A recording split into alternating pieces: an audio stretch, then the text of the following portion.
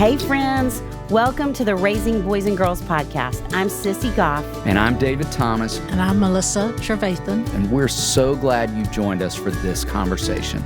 Let's dive in.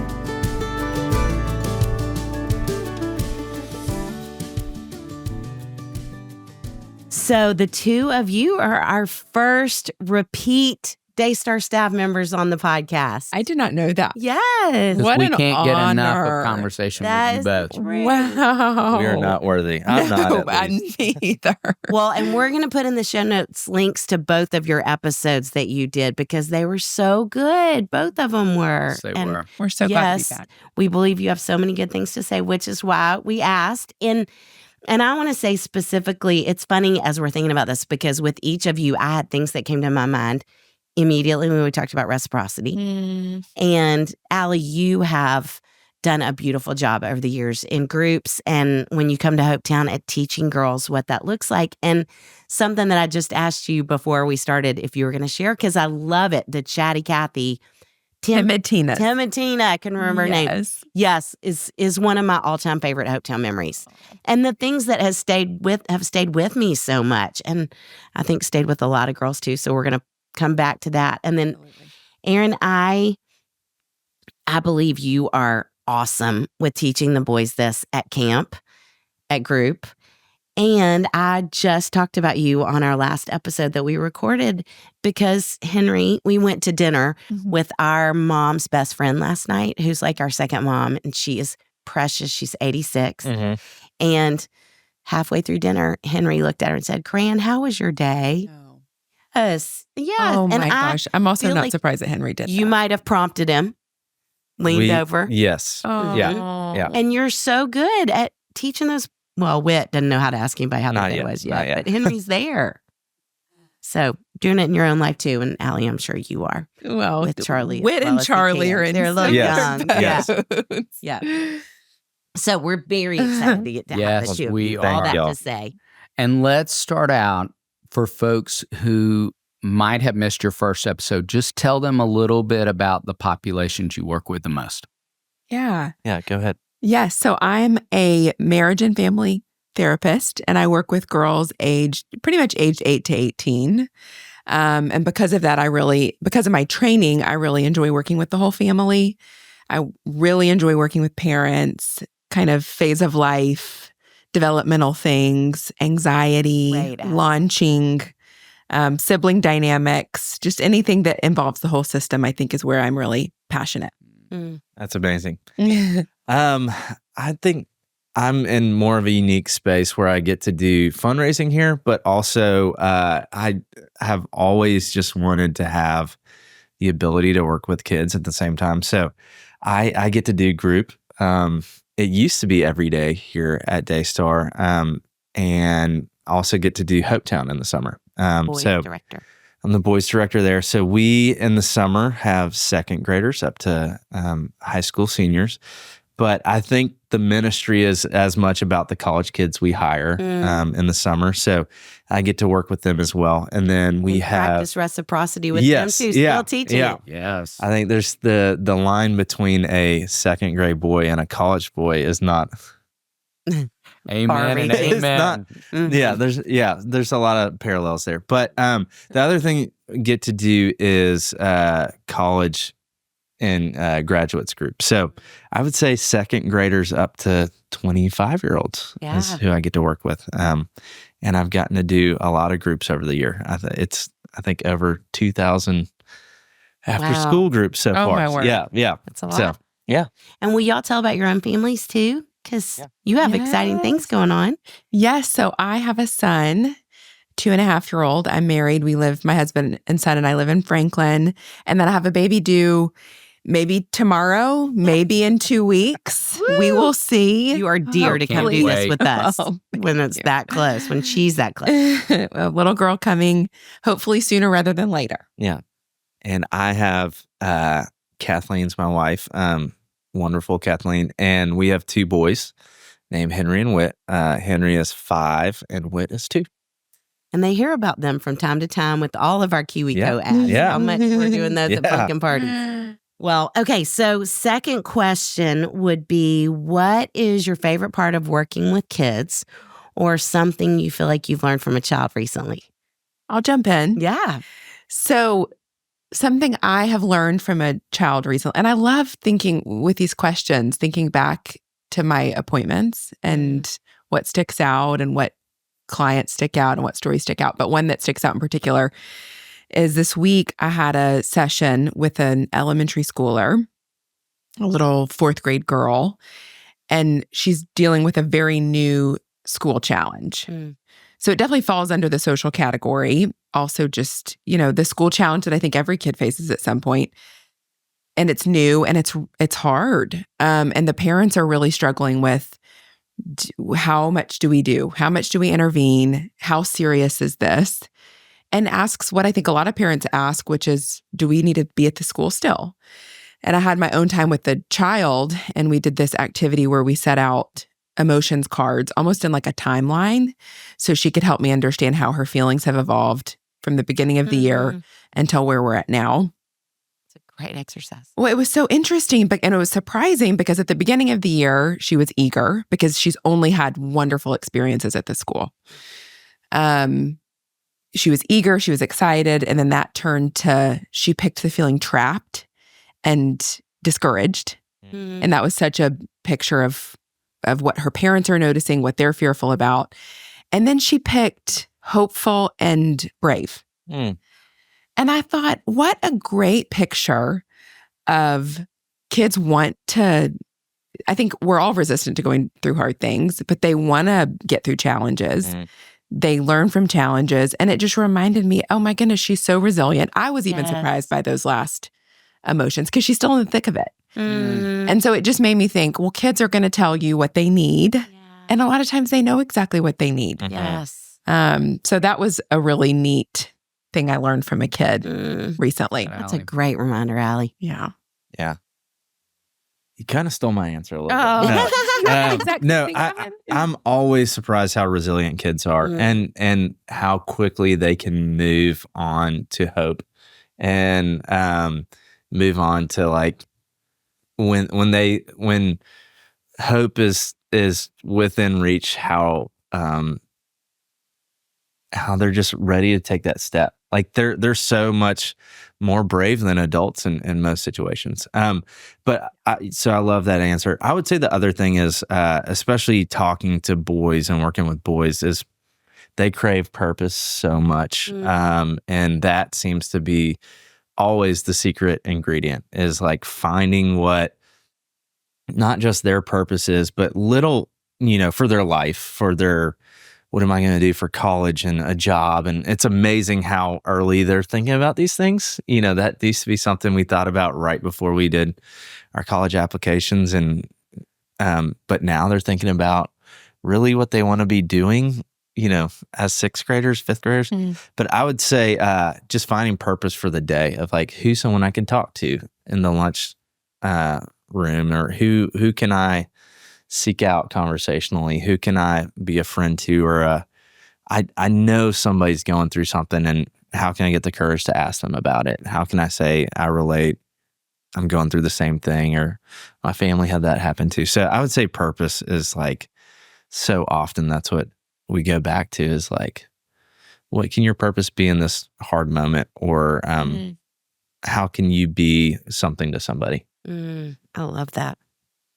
I was thinking as both of you were talking, how much I loved everything that you were saying. And I was thinking, Allye, when you were talking, like, what great preparation for life. Like, I started out eager, I ended hopeful, but I had to stop at trapped and discouraged in the middle. Like, isn't that the journey of life right there? And how you are preparing her for all of life. And that could be any given year. Or any given week for that matter. And so I love hearing you both talk about your work. And in this season of the podcast, we're focusing on, it's called Are My Kids on Track? And we're focusing on emotional, social, and spiritual milestones. And right now we're camped out in the social milestones. We talk about the milestones like muscles, and would love to ask you both, just what's a weaker muscle you're seeing with kids in your work? I think in y'all's book, the first one you talk about is awareness. The first social milestone is awareness. And I think that's the building block to all the other emotional milestones, social milestones you talk about. And I think kids, at least in my work, are hyper aware in certain areas and lacking awareness in other areas. And I hate it, but I think a lot of times the things that they're hyper aware in are maybe not productive or even detrimental. Yes. Where am I in the social chain? How can my grades be better? Just kind of fixated on success and achievement and appearance and all these things, which is somewhat normal, but I think is also a really hard thing that kids these days have to deal with, probably because of social media. Yes. And lacking awareness in areas that are really important, like what we're talking about today. Reciprocity, how to be a good friend, how to be more resilient. And so I think that awareness, I think that's probably a weaker muscle that I'm seeing and is just so foundational. If a kid is lacking in awareness, it can cause them to, those other milestones to be a little harder to meet. Yes. Totally. So true. Yeah. I would say to build off that would be confidence. And I think awareness can feed that as well. Like when you're aware and you're kind of plugged into what's going on around you, you feel more confident to be involved. And I think confidence socially is huge as far as what we work on in group is, if I'm fidgeting and I'm kind of spaced out and I'm not really following the conversation, I have zero confidence to jump in group and add to the conversation, ask good questions. And so I would say the two big things are just understanding, like, I'm confident that I belong in this conversation, that I have something to add. I have good thoughts. The next part is I have good questions and just helping kids develop the muscle, especially boys, and asking questions. And we talk so much in group about try not to ask questions that can be answered in one word.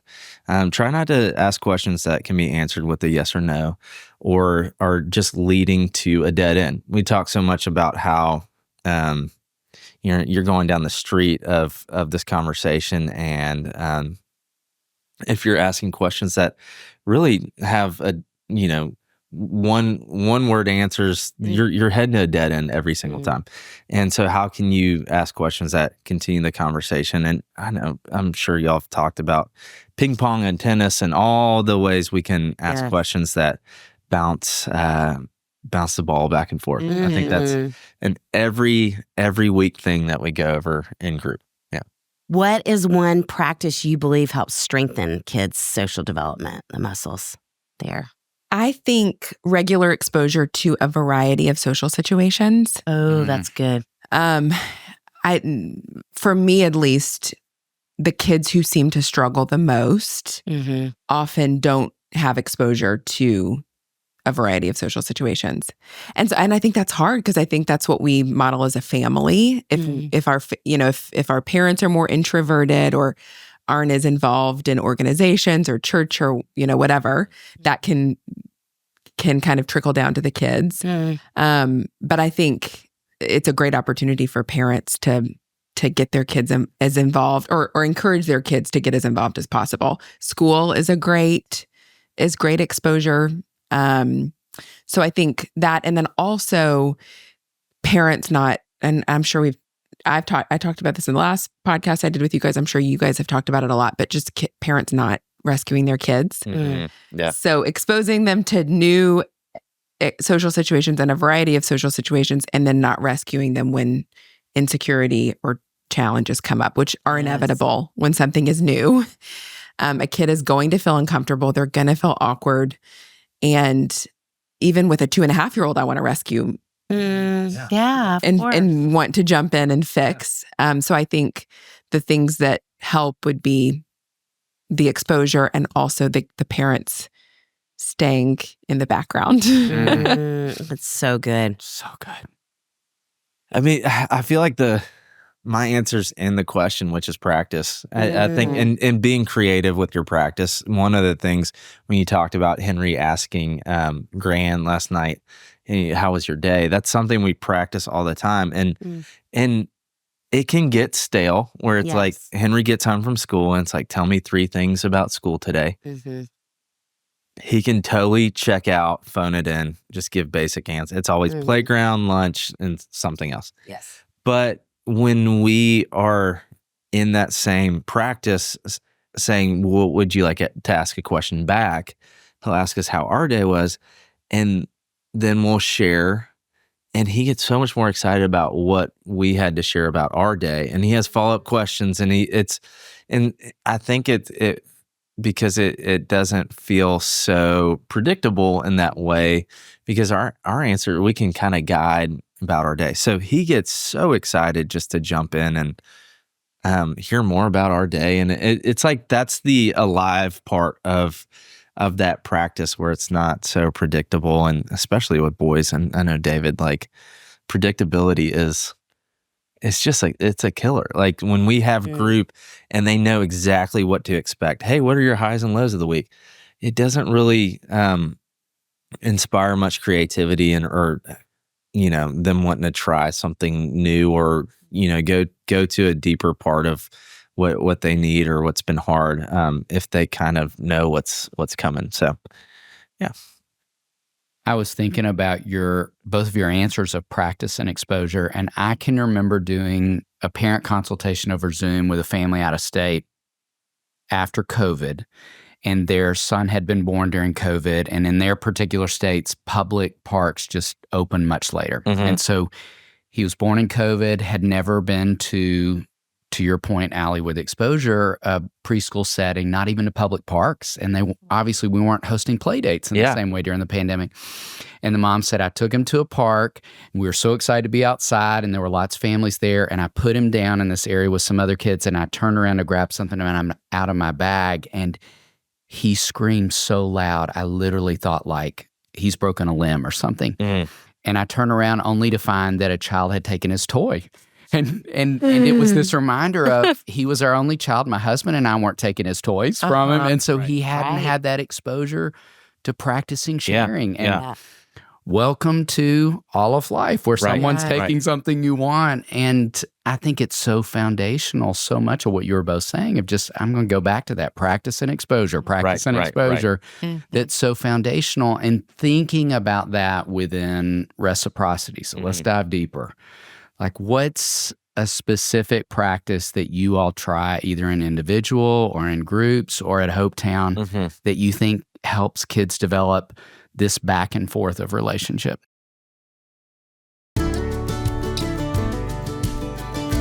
Sissy, I've lost count with how many parents come up to us at speaking events that are pregnant with their 3rd or 4th child.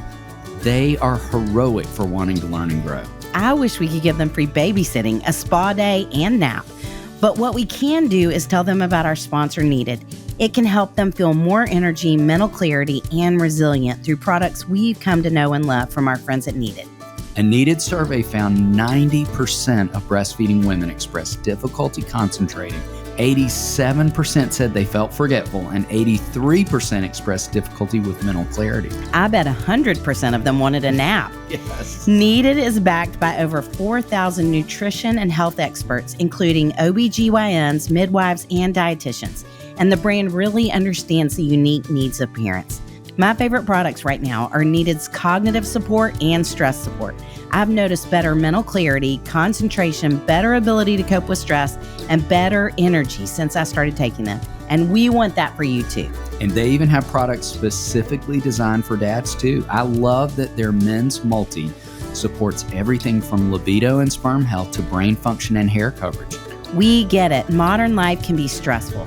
Needed Stress Support is a clinical strength herbal blend to support your mood, energy, hormone balance, woohoo, and overall well-being to help you feel and look your best. Needed's cognitive support is designed to help improve key aspects of cognitive health to help you feel like you again. It is expertly designed by women for women. If you're looking for products that can optimally support your brain health, mood, energy, mental clarity, and hormones, and replenish your nutrient stores after having one or more kids, check out Needed's comprehensive line of nutritional products. Head over to thisisneeded.com and use code RBG for 20% off your first order. That's THISISNEEDED.com and use code RBG for 20% off your first order.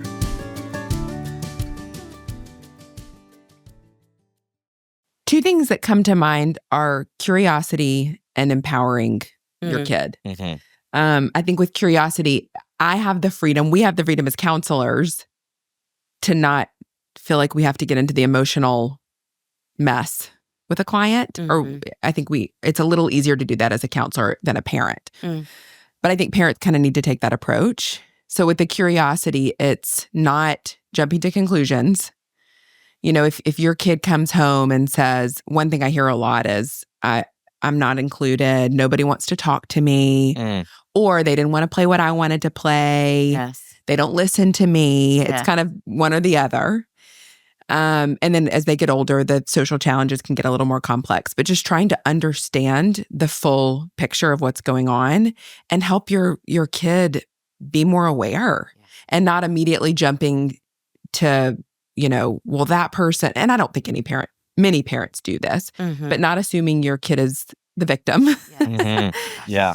Trying to, I think I generally follow the rule that it takes two to tango. That's great. Which is, if you have a side of the story, your friend has a side of the story too. And although you sound very believable, and I really want to, jump in and fight your fight and tell you that other person is wrong or crazy or whatever, to not do that. And also, like, I can think of examples to help the kid build or the client build some awareness in a gentle way, is to say something like I've told clients, we always want to start with something a little more positive to help them not feel ashamed or to be defensive.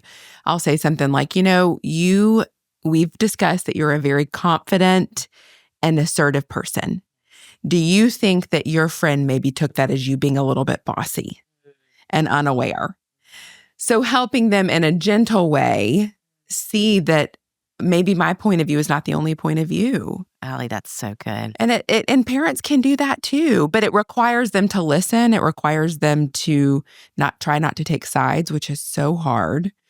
And then I think the empowerment piece is also really important, because when our kid's struggling in these reciprocal relationships, when our kid feels or our client feels hurt or feels left out, we want to jump in and fix it. But that just takes we think it's going to help our kid, or we think it's going to help our client to say, well, this is what you need to do. This is how you fix it. And they look at you like, can you tell me how to fix this? This is really hard. I need a solution. I can't do it myself. It's this invitation to want to jump in, but really that disempowers them. Yes. But by listening and asking questions and helping them see that there are two sides actually empowers them. They may look at you with a blank stare and like, well, that's not what I wanted to hear. But it actually allows them to build skills that are that are going to take them a lot further than just jumping on the emotional roller coaster with them. Such a good answer. Yeah. I would like to forego my time. No. With boys, there's always so much more going on between their ears than they're letting on. I think in my experience, which is so limited, but I just think they assume a lot about situations, about interactions with people. It could be a passing look or such a nothing comment or situation, and they will harp on it and think through it, because so often they don't participate probably as much as the girls do. Where the girls may enter in more and that was a funny look. I have something to say back, or I would like to enter into where guys just, Are you mad at me? Right. Girls are going to say that, and boys don't typically ask that question. You're right. That's a great point. So they just think this person hates me. I did something wrong. I wronged this person, and it can consume them and eat them up at night. And I think they're going back to the confidence thing. It's there's so much assumed, and it's Melissa talks all the time about how many thoughts we have in a day, and a massive, majority of those thoughts are negative. And so when we take a look from a friend, and there's this assumption that I did something wrong, it's my fault. It's all the great things you talked about of empowerment. It just zaps all those things. And so I would say to get boys talking and start challenging some of those negative thoughts they have of just like, okay, this kid gave you a look. Okay, what do you feel like you did wrong to deserve that?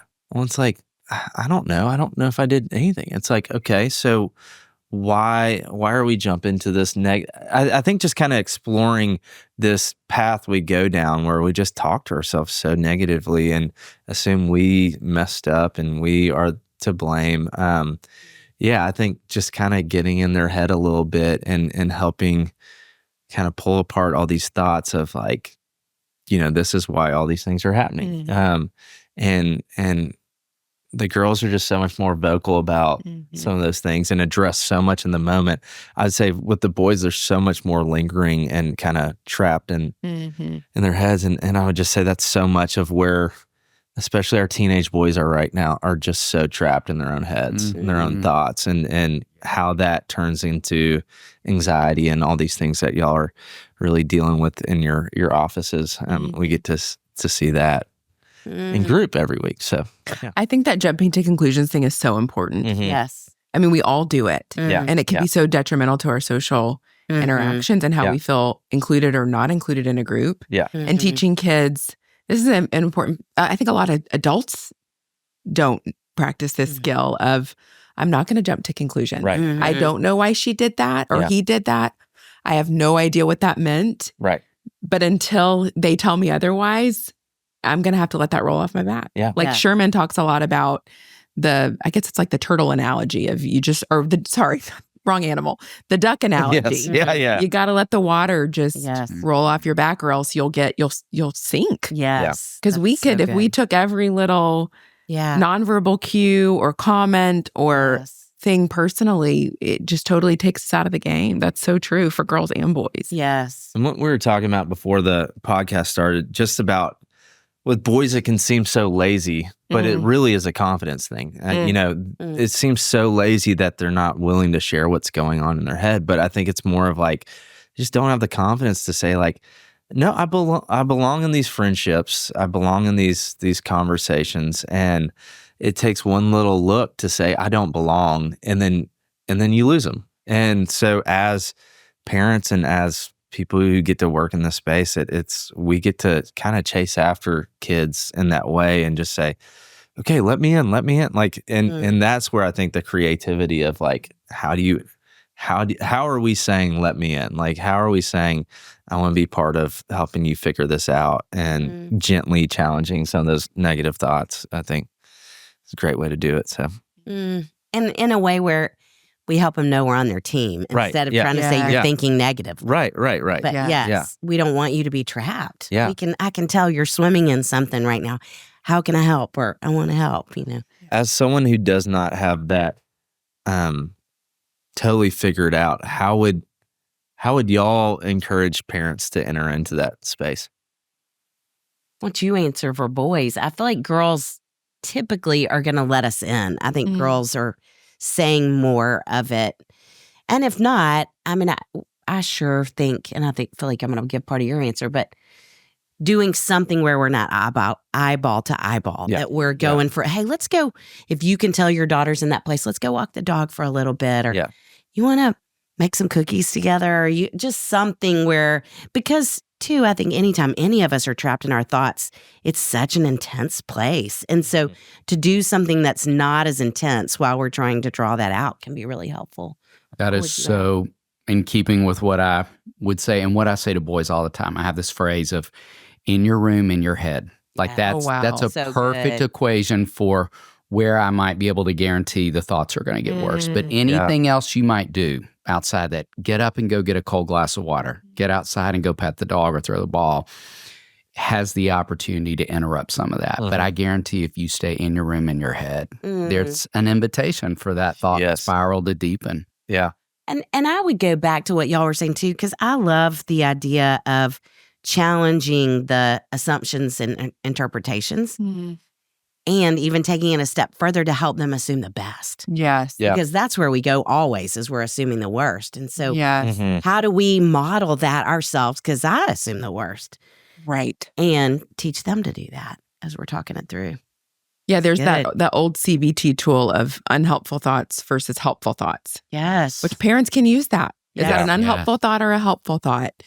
How could we turn what's a more helpful version of that thought? And it really does change a person's feelings. Yeah. It changes. I tell parents and kids all the time, I use that tool daily. Yeah. So good, Allye. Yeah. That's something parents could easily use at home. Y'all, this is so good. I love this. Okay, so what would y'all both say you see in your work that makes it hard for kids to develop reciprocity today? I would say for boys, it's just such low expectations. I would say they have the campaign for like, don't expect anything out of me and don't want anything from me. It's just, it is what I feel like in the summers I battle more than anything. And it starts when we go out and we recruit college guys to come work at this summer camp we get to do. Because there has to be a level of buy-in that, like, I'm worthy of this. I'm worthy to be a role model. I have to have everything figured out. I have to have the deepest faith. I have to be the like pillar of strength. I have to be emotionally available. I think it just gets so big of what guys want to be and want to be able to do that they go and get so small. Wow. And that is the last thing that I would say Hopetown and Daystar are founded on, is like, you don't have to have it all figured out and you don't have to be perfect. And we meet each other in our weakness and in our hurt. And that's why we're connected, not because we're perfect at what we're trying to do. And I would just say, man, a lot of these high school boys and older are just, their lives are getting so small. Their impact's getting so small. Yes. And I feel like that's when we were kind of going through our different roles here. I wanted to have leadership as part of what I did because I just want to fight against that feeling of like getting smaller, less impactful, less, you know, I think, I don't know. It's just, David, would you say like this is a more recent thing or has been trending this way for a while? Like, how do you see it? Well, I'm resisting saying preach, brother, preach the whole time you're talking over here, because so I good. just resonate with everything you're saying. And I do think that. And I think there are a lot of ingredients. I'm going to point the finger first at gaming because I just think it is such a convenient escape for so many boys to not be in real relationships and to not take risks and to be in my basement with a headset on and that be the primary way I'm communicating with peers. But I think too, you know, Aaron, I for the longest time have challenged parents of high school boys to say, okay, there's 4 homecoming dances in his high school career, 2 proms. Require him to go to at least 2 homecomings and 1 prom, if not all, because I want him to be really uncomfortable at dinner, sitting across the table from a girl and figuring out how to move the conversation forward. That is part of his social development. Like, I want him to call a restaurant and make reservations. I want him to, all these, back to you all saying practice and exposure, opportunities that I'm just seeing more parents say, I'm okay if he doesn't do that, or he was so overwhelmed by that, or he didn't love playing that sport. And that's not to say these extracurricular opportunities are the end all be all, but it's, Allye, right back to what you said, it's exposure. And it's right back to what you said, practice. And if there's not enough of that, of course, the muscles aren't getting stronger. So, Okay, I got to jump in with a proud sister PSA. Do it. I'm sorry, y'all, because I feel like every parent of a boy has just thought, how do I sign my children to come to Hopetown and learn under Aaron? And they should feel that way. Yes. Yes. And we're trying to say on the podcast regularly, we love Hopetown. We always want to talk about Hopetown, and we are having more people from out of town try to sign up than ever before. And it fills up with Daystar kids is the truth. And so listen to the podcast. We hope we can equip you with a lot of things. We wish we could take 500 kids. We are not that camp. We are not that summer retreat program. We take about 30 kids and it fills up with Daystar kids. But Aaron is a beautiful, amazing role model to these boys. And you can incorporate it at your house, just in case anybody's thinking that. So. And I think as far as tools go that out-of-towners or families that can't go to Hopetown, the book, it really, Are My Kids on Track? I actually looked up, I was wanting to find some resources for families, book resources. And so I put in Amazon books on reciprocation for kids. And Are My Kids on Track was the first one to come up. Wow. I'm not kidding. It was the first one to come up. Oh. And what a random search for that because it's not in the title. It's not obvious, but it is truly a guidebook. And it's such a simple read. It's so easy to flip to one part. You don't have to read the whole, you don't have to read it cover to cover. But y'all talk, or Sissy, you talk about with girls, the stumbling blocks are introversion, competition, and desperation. Wow. And that's so accurate. And you mentioned the Chatty Cathy, Yes. Tina Talk about that activity. So my old coworker and former counselor at Daystar, Hannah Walborn, and I, who actually we both started going to Hopetown when we were in second grade. We were both interns helping at Hopetown, and we noticed this. There was a real divide. Yes. In the girls who were very introverted and shy, and the girls who were very outspoken and had stronger voices. And we wanted a way to gently and creatively bring some awareness to those personality types. So we invented Chatty Cathy's and Timid Tina's, and we both dressed up. I think I was the Chatty Cathy and Hannah was the Timid Tina. And we put on a little skit. It was very silly. It was very funny. It was awesome. I was very loud and talked over her and didn't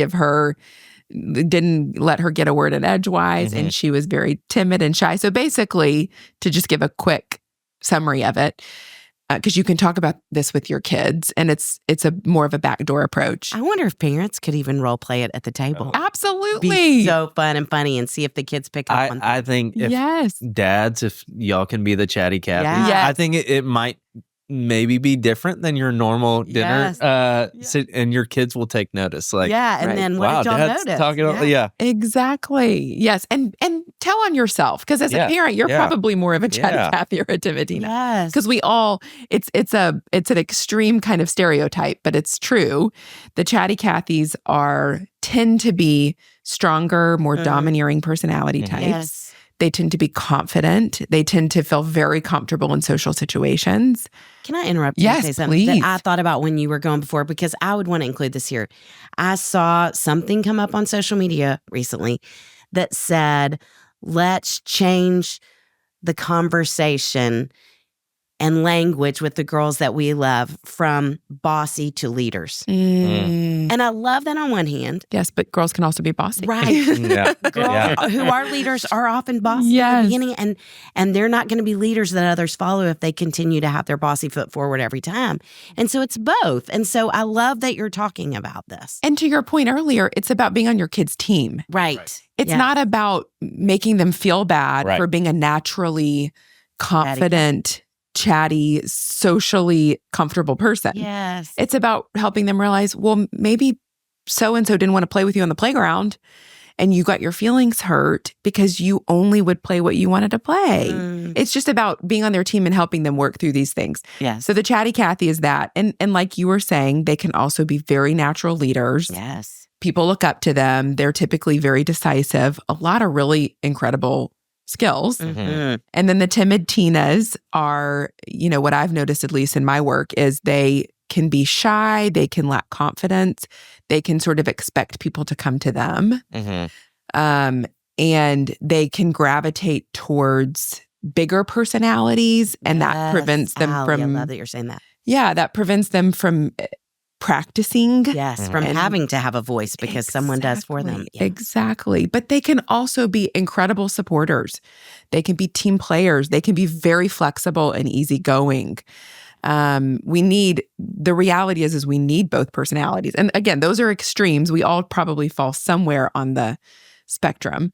But it's great to talk to your kids about it, to do the role playing, to say, which one do you think you're more of? And if they don't know, I think it's okay to say, I've noticed that sometimes you can probably be more of a chatty Cathy. And this is what I love about you.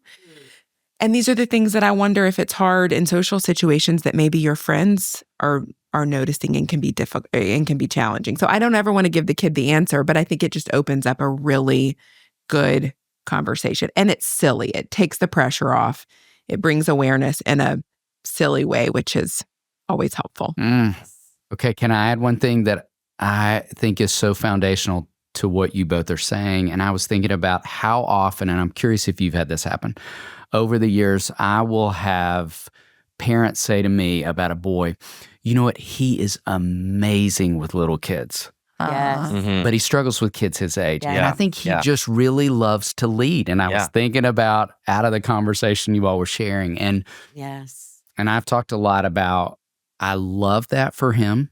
I'm excited for him to serve younger kids in different capacities and to develop more comprehensively, because I think the roadblock with reciprocity that we're talking about is what makes relationship with same-age peers so hard, because he's like, I'm awesome if I'm in charge. And I'm just telling these younger kids what to do all the time, and they just follow me instinctively. But when I've got to share or negotiate or let somebody else spot on take the lead, it's just so hard. And so it's a sense of we're tempted to just keep thrusting those kids into leadership spaces instead of working on the bossiness piece, as you all were describing a little bit earlier. So I love that you highlighted that. We have talked around so many ideas already. You two are just throwing them out right and left. I know, but any other ideas that come to mind of things parents could be doing at home to help kids develop when they're struggling with reciprocity? David, I'm almost done with my Christmas shopping. That's the difference between us. I have almost started mine. Well, wrapping is taking longer than the shopping did because I have a puppy at my house. I wrap gifts and Patches unwraps them, and then I wrap them again. June has not unwrapped a gift yet, but she did pull the Christmas tree over, so there's that. Well, I have several people I love getting the same gift, and I'm so excited about it. What most people really want for the holidays is to see their favorite people more often. That's why this year, the best gift you can give besides plane tickets is an Aura digital picture frame. Named the #1 digital photo frame by Wirecutter, Aura frames are incredibly smart and easy to use, allowing you to upload unlimited photos and videos directly from your phone to the frame. Plus, you can order the frame online and preload it with photos and videos using the Aura app. So it's ready to go right out of the box. I put photos from Henry's first day of school, Whit's second birthday, and our weekends at the lake. And I got teary looking back at so many sweet moments from 2024. Save on the perfect gift by visiting auraframes.com to get $35 off Aura's best-selling Carver mat frames by using promo code boys and girls at checkout. That's AURA frames.com, promo code boys and girls. This deal is exclusive to listeners, so get yours now in time for the holidays. Terms and conditions apply.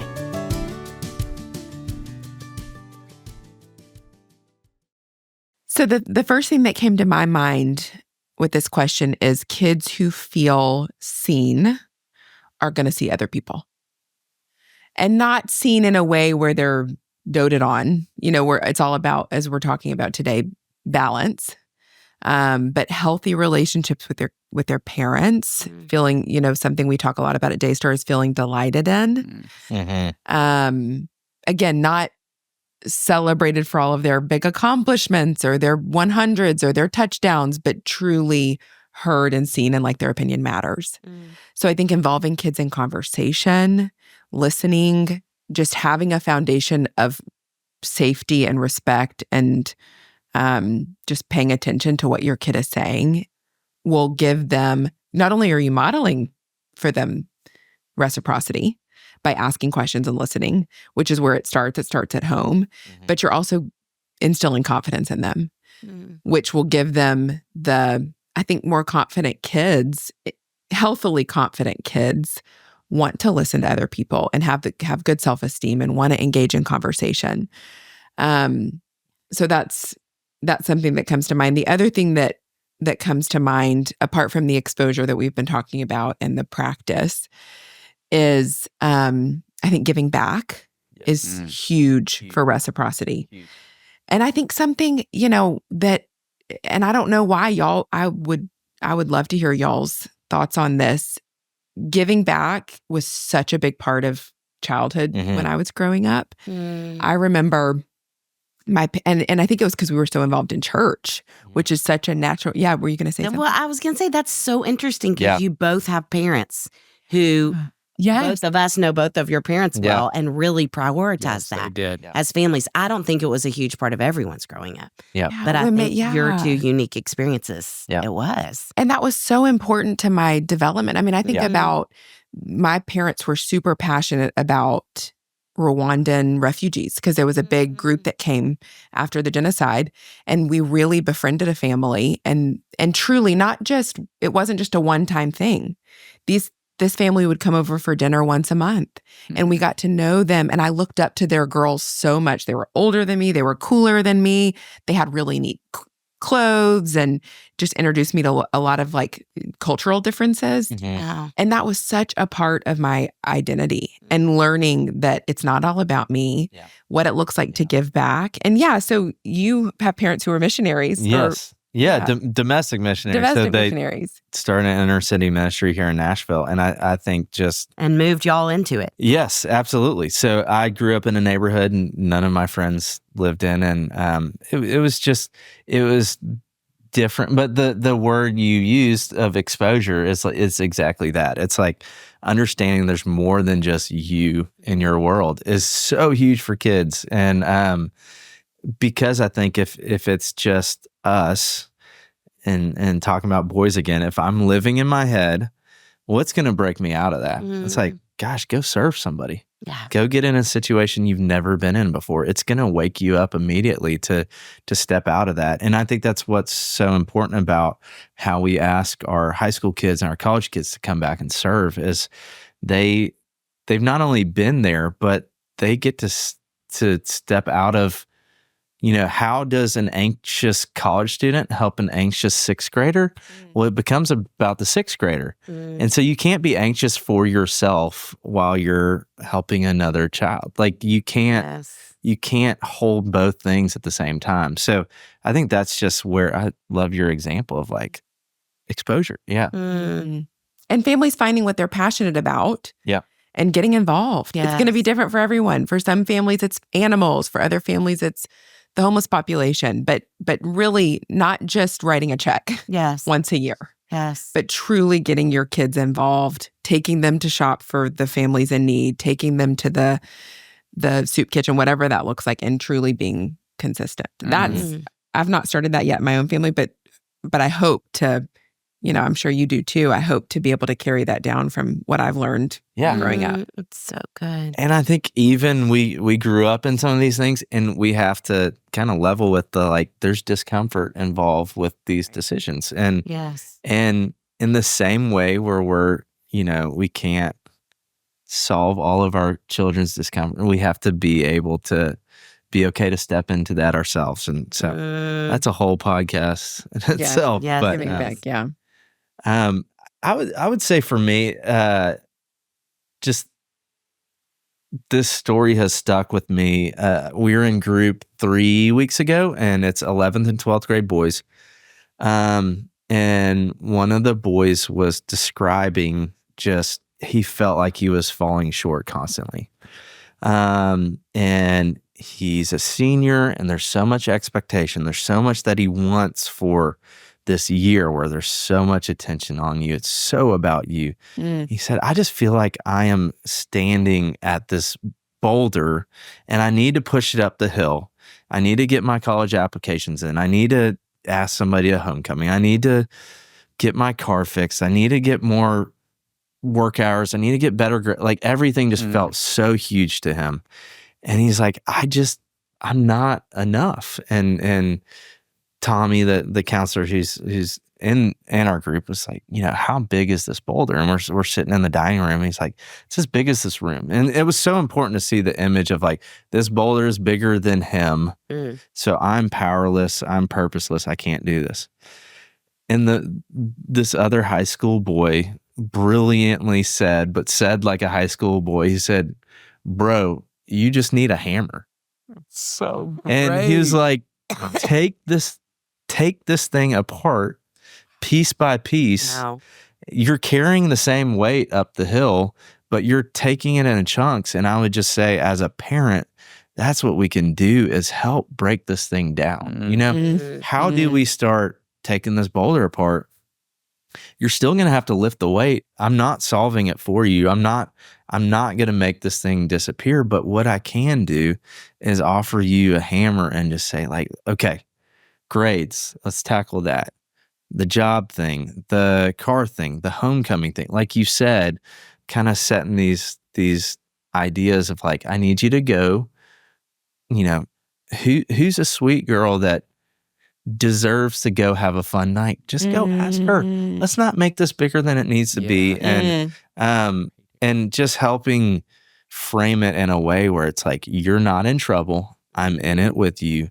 We're going to get this done, but you are going to be the one who's going to make this happen. And you have everything it takes. I think that's just a constant reminder to me. What I love about working at a place like Daystar, it is so much about reminding kids constantly, like, you have what it takes. God created you in a way that you can do this. We just got to figure out how to, what's our first step? Yes. And that's certainly what I needed when I was a high school boy as well. So, yeah. It's so funny. That is something literally I was talking about with one of our counselors in supervision yesterday. That idea of so much of the anxiety is in how overwhelmed kids are, all ages right now, with all that feels like it's facing them. And it's called chunking.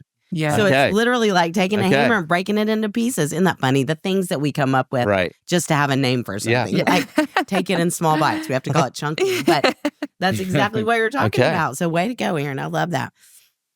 Well, we have, as y'all know, a lot of parents of littles who listen to the podcast. You're both in this really sweet stage of littles. And I do think you're both prioritizing reciprocity on the front end. How would you recommend parents of littles get ahead of this? I think there are so many fun games that you can play that are not direct teaching moments, but are kind of backdoor approaches, like throwing a ball back and forth. Yes. It's so simple. Any little game that requires a back and forth is going to model this idea of reciprocity. I think modeling developmental skills that are a bit ahead of what they can do at that point. So not meet them at their level, but model skills that are a bit ahead. So for example, with my 2.5-year-old, he can't consistently say please and thank you. Maybe some 2.5-year-olds can. He can't. So I'll model that for him. I will say, can you say please? Can you say thank you? And he doesn't. And I know he's not going to. So then I'll say please and thank you. So it's really just about, it's the repetitive, every single day. If they see it multiple times every single day, it's going to become a more concrete skill for them. And they're going to learn to do it, even if they can't do it right then and there. And then I think the third thing is letting your toddlers, we've talked about kind of letting them go through challenges and work through challenges. Toddlers need to do that too. Just like the elementary schoolers, the middle schoolers, and high schoolers we're talking about. I was thinking, my son and I went to the library this week, and there's a enclosed playroom that it's like a free play area. Kids can go in, parents can just kind of sit on the perimeter and watch their kids play. It's amazing. It's like free daycare. Yeah. Although I was sitting in there and I realized half the parents were sitting on the floor playing with their kids. And it was such a great way for me to observe. It was such a great social experiment. And I thought the grandparents were sitting on the periphery. The grandparents that brought their kids were sitting on the benches. And so many of the parents were sitting playing one-on-one with their kids. And it truly made me think parents these days are so intentional They are so willing to do the hard work that no one wants to do, of getting on the ground, of playing for hours. And yet, I don't know that that's always the best thing, because I'm with my son all day long. And a lot of the time it's just the two of us. I can play with him individually as much as I want to. We are in this room with 20 other kids, and I am taking that challenge away from him. And of course he's going to want to play with me, because I'm the one who he knows, and I'm going to give him attention and affirmation and smile and do all the things. And so he would come up and show me things, and I would say, Charlie, I'm not playing with you. Right, We're not here to, you and I can play all day long. You're here to play with other kids. Yeah. And he would turn around and go play. But that was just such a picture. And again, I truly understand why parents do it. And there's so much care and concern in that. And yet we have to ask ourselves, is this what's best? Or am I taking a really good opportunity away from my kid to learn this really valuable skill? Yeah, I think you thrive so much in practicality, which can be daunting, to be honest. It can seem so big. I would say for Kathleen and I, it's having two. It's understanding that Henry is sharing his world with somebody else, and it was so, about him for a while. And I think just zooming out from that fact of like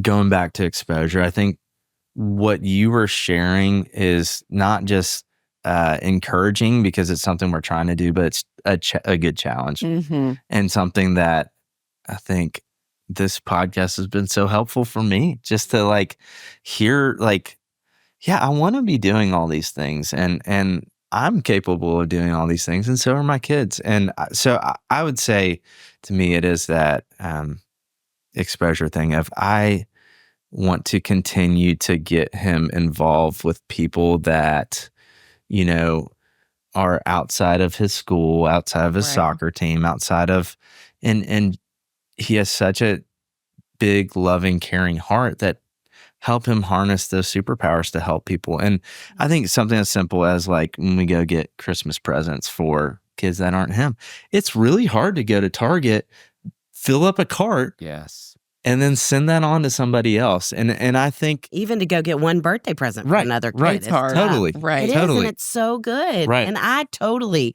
am the aunt who takes them to get a birthday present for someone else and gets them one too. One for you, one for your well, friend. aunts get to do that. Yeah. Well, and I think that even the challenge of like, if we take, when Henry was 3, if we take our 3-year-old to the toy store to pick out a gift for his friend, it's going to be a fight. It's going to be a challenge. And the easier thing to do is to do it while he's at school. Yeah. Or Such to a good do it. point. And we're going to choose to go and go through that uncomfortable process and do it because we get to identify like, why are we doing this in the first place? We're showing this person we care about them. And you have a birthday too. And it's not for 7 months. And that's really hard.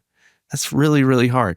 But what can we do today? It's like we can pick out the challenge can then become like, let's pick out the best present for that person. What do they love? What do you know about them? And it's amazing. You ask your kids, like, they know so much more than I think we can give them credit for in the moment, because we're so like, oh, this is going to be a nightmare. But I think just having confidence in ourselves and in them that we can go through that process. But something I'm not good at is forethought. I'm so spontaneous that we will show up and we'll just go do the thing, and I'll try to keep the boundaries and keep all these perspectives, but setting it up in a way where it's like, okay, this is what we're doing and this is why we're doing it.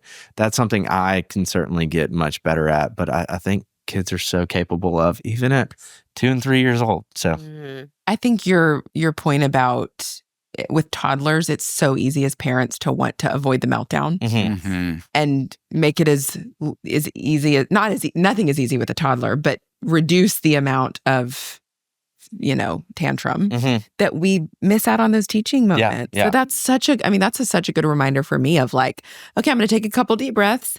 I may embarrass myself and my kid, but we're going to do it. But everyone there is grateful. No one's annoyed. Everyone respects you for doing what you're doing. Yeah. Can I throw out another practical and brag on you at the same time?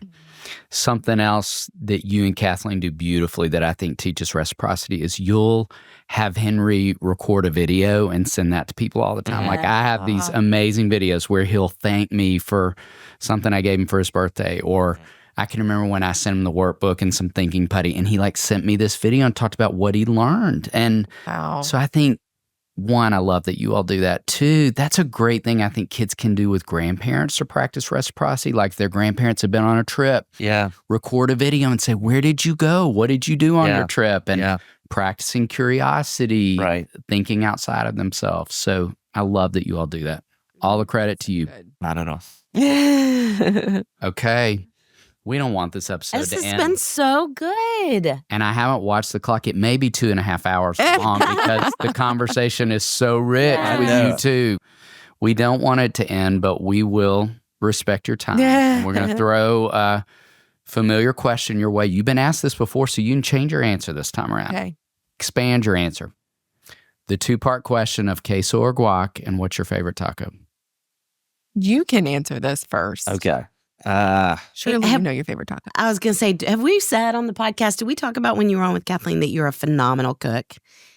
And if I had to say my favorite tacos, they're the tacos you make. That's so kind. It really so is true. a secret weapon. It is amazing. Wow. Yeah. Aaron is a phenomenal cook. And that's something else you're doing. Henry's making mashed potatoes already. He is. So learning little. Yeah. It's a great way to care for others. Boiling water near your 5-year-old is terrifying, but he respected it. Like he understood all the things. Yeah. Anyways, queso. Yeah. And queso and warm flour tortillas. Ooh. Yeah. Yeah. I think roll them up, dip them, hard to beat. And favorite taco, I go all the way back to when I was a camper and we did a camping trip and we always had breakfast tacos over the fire. And that's something we still do at our all boys camp is that's something I loved, and it's such a sense memory. But is it my favorite taco in the world? Maybe not, but it is the most nostalgic for sure. And it's just hard to beat a breakfast burrito. So yeah. Yum. Do y'all have any Texas listeners? Yes, definitely. Lots. So I'm going to throw out, Sissy and I both have ties back to the hill country, the Texas hill country. And I'm going to throw out a third answer, which is the green sauce at Mamacita's. Oh, Allye. Yes, I've had it. It's insane. I can't say what it is. I have no clue. I don't know if it's queso or guac or salsa.